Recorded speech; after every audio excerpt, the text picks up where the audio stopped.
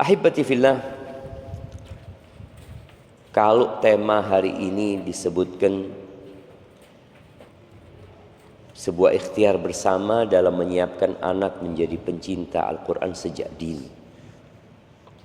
Ya, itu menjadi tugas kita orang tua yang mungkin dulunya gak seperti sekarang. Ana masuk pesantren mungkin cuma hafal 7 surat pendek. Ana lulus pesantren hanya hafal juz am. Ana keterima di Libya modal hafal 3 juz terakhir. Masuk Medina mungkin 4 juz yang dihafal. Kemudian terjadi perubahan. Bagaimana tahu-tahu Al-Quran ini banyak dihafal? Kira-kira sejak kapan? Nah, sejak kapan semaraknya atau bermunculannya rumah-rumah Quran di berbagai penjuru Indonesia? Yang dahulunya mungkin hanya ada pondok tahfidz ya, yang fokus untuk menghafal Al-Quran. Sekarang sudah enggak. Kita dulu sebelum muncul Iqra, kita belajarnya gaya lama. Di surau-surau, di musola-musola. Yang dahulu kalau ditanya sampai mana Al-Qurannya, apakah sudah hatam, itu bukan hafalan, tapi bacanya. Jadi generasi dulu itu kalau ditanya sampai mana, itu bukan hafalan, tapi bacaannya sampai mana. Oh, alhamdulillah sudah sampai surat Al-Kahfi. Bukan dia hafal 15 juz. Enggak. Karena yang ditekankan hanya membaca generasi dulu. Kapan munculnya banyak orang-orang yang menghafal Quran? Wallahu a'lam.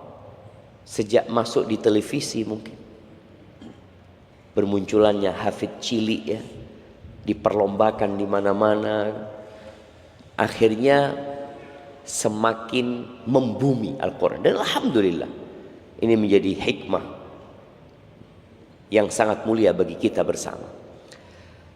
Sejak zaman dulu sejatinya para salafus soleh, mereka sangat perhatian dalam mendidik anak-anaknya untuk menghafal Al-Quran sejak dini.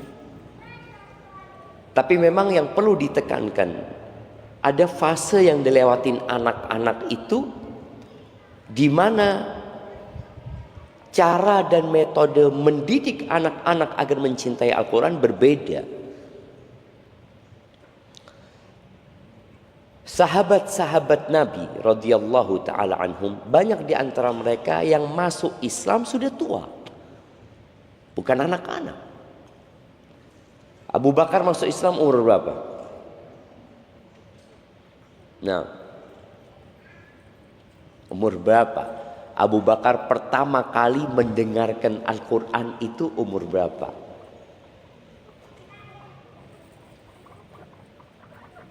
Jemaah, umur berapa kira-kira? Bedanya umur Abu Bakar sama Nabi Muhammad SAW kira-kira 2,5 tahun. Berarti umur 37,5 atau 38. Karena Nabi SAW pertama mendengar Al-Quran ketika umur 40 tahun. Awal turunnya Iqra itu umur 40 tahun Nabi SAW. Kemudian kalau kita melihat Utsman berapa umurnya. Umar mendengarkan Al-Quran itu kapan? Setelah 5 tahun dari turunnya Al-Quran ya. Artinya dia mendengar kemudian mengikutinya. Jadi mereka banyak yang sudah tua.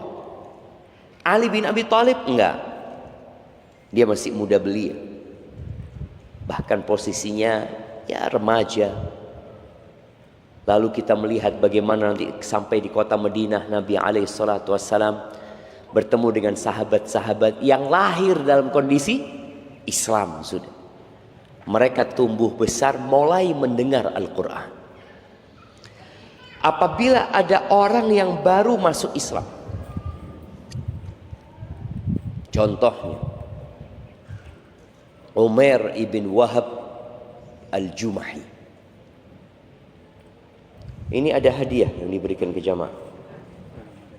Nanti dikasih hadiahnya ya. Siapa yang tahu kisahnya Umair ibn Wahab al-Jumahi? Umair bin Wahab al-Jumahi ini,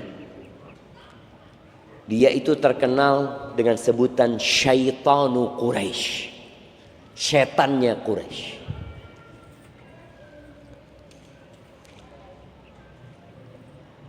Setelah perang Badar,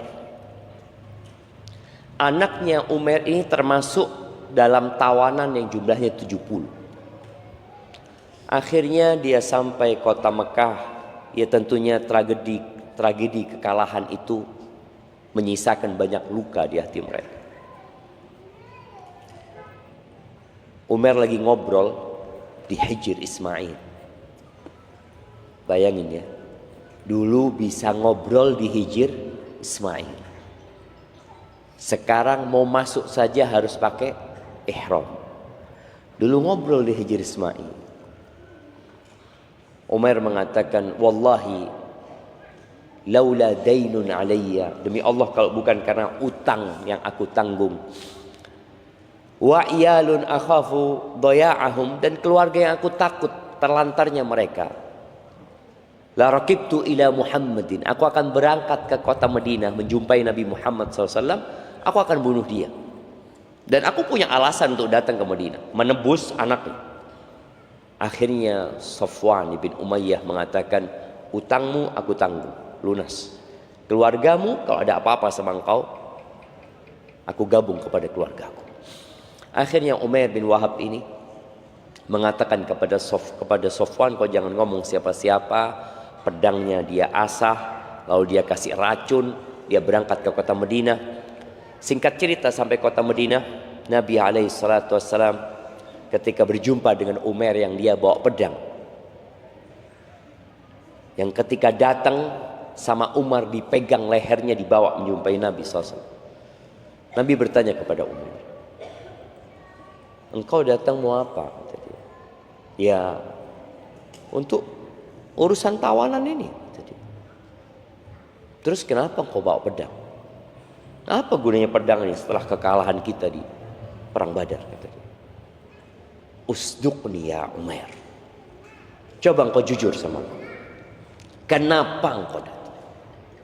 Zat, itu yang sudah aku sebutkan, kata dia. Lalu Nabi SAW berkata, bukankah engkau duduk bersama Safwan di Hijr Ismail? Lalu kalian tukar cerita tentang perang Badar. Kemudian kau mengatakan, kalau karena bukan utang dan keluargaku, pasti aku akan datang ke kota Madinah membunuh Muhammad SAW. Apa kata Umar? Asyhadu an la ilaha illallah wa annaka rasulullah. Demi Allah, enggak ada yang tahu itu kecuali aku sama Safwan.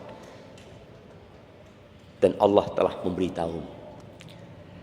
Ini baru masuk Islam, sudah tua, sudah punya anak, mungkin sudah punya cucu.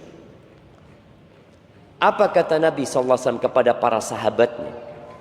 Setelah Umar masuk Islam, diperintahkan 3 hal. Kata Nabi SAW, faqihu akhakum fi dinihi wa aqri'uhul Qur'an wa khallu asirahu atau atliqu asirahu. Kata Nabi SAW, fahamkan dia tentang agamanya. Dia harus faham, dia udah masuk Islam nih. Dia perlu tahu Islam itu apa. Islam itu tentunya selain 2 kalimat syahadat, mendirikan sholat, dan dia harus belajar tentang sholat. Dan di sholat itu ada rukun yang berkaitan dengan Al-Quran. Itu surat Al-Fatihah. Kemudian ajarkan kepada Al-Quran, bikin dia hafal Quran.